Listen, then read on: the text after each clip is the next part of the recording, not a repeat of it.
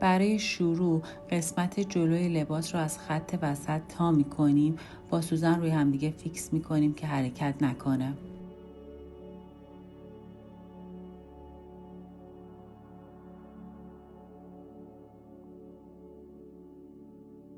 از گوشه یقه 2 سانتیمتر آزاد میکنیم و این مقدار رو تا جایی که میخوایم یقمون باز باشه که اینجا من 23 سانتیمتر در نظر گرفتم با یه خط صاف وصل میکنیم.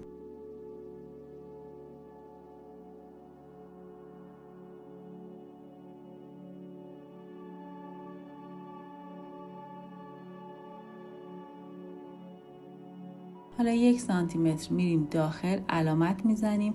طول این خط هم میتونه بین 10 تا 13 سانتیمتر باشه. با یه خط صاف به هم وصل میکنیم.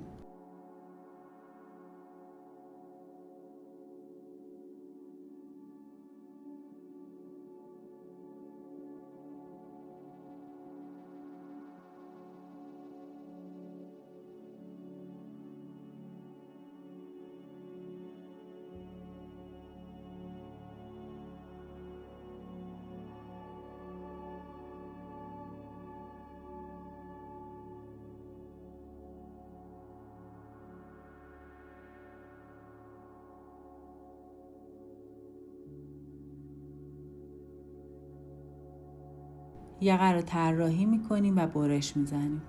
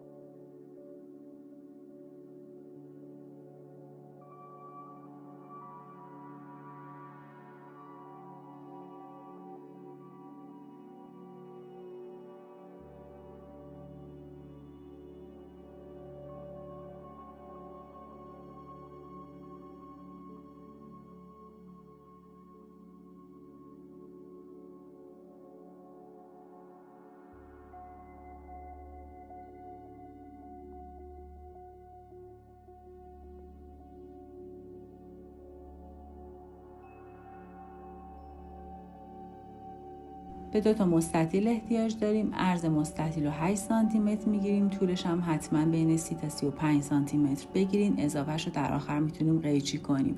وقتی که برش زدیم بهش لایی میچسبونیم.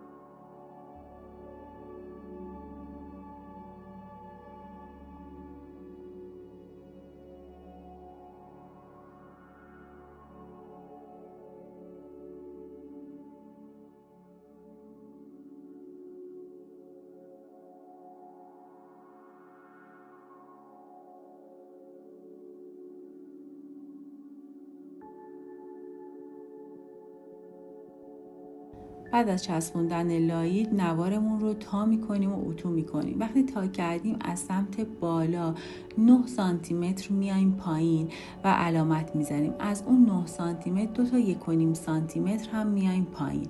بعد از اینکه علامت زدیم حالا خط وسط رو با فاصله 1.5 سانتی متر به صورت صاف میکشیم و 2 خط دیگر رو بهش وصل میکنیم.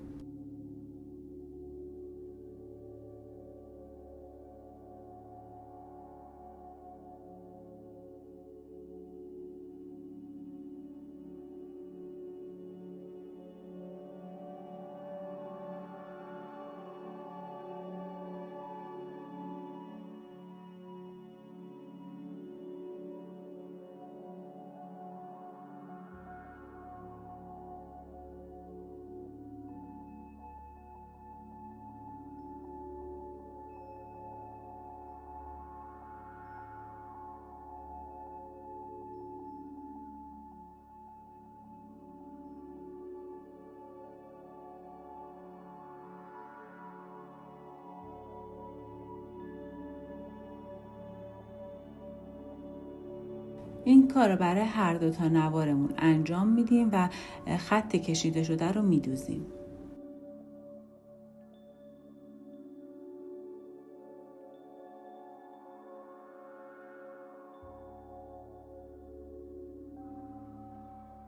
قسمت دوخته شده رو برش میزنیم و جدا میکنیم از کارمون، برمیگردونیم و اتو میکنیم.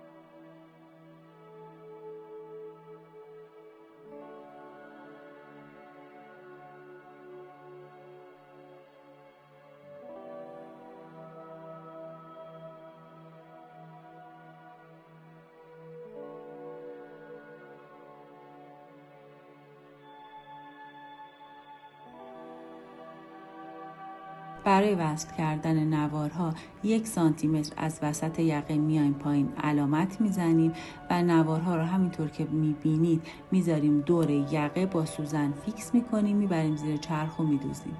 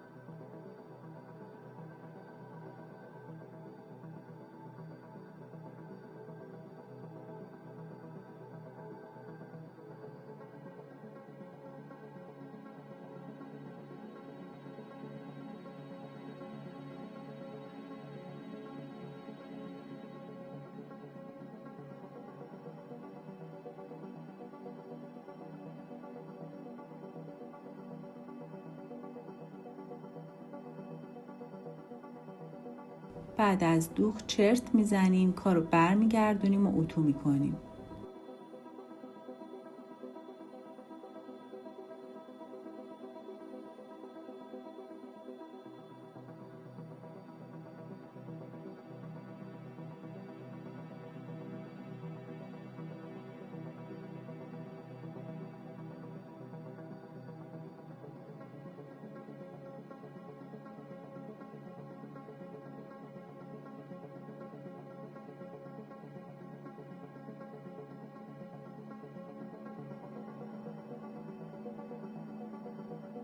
همینطور که میبینید نوارها رو از قسمت پشت کار روی همدیگه قرار میدیم، سوزن میزنیم، میبریم زیر چرخ و میدوزیم.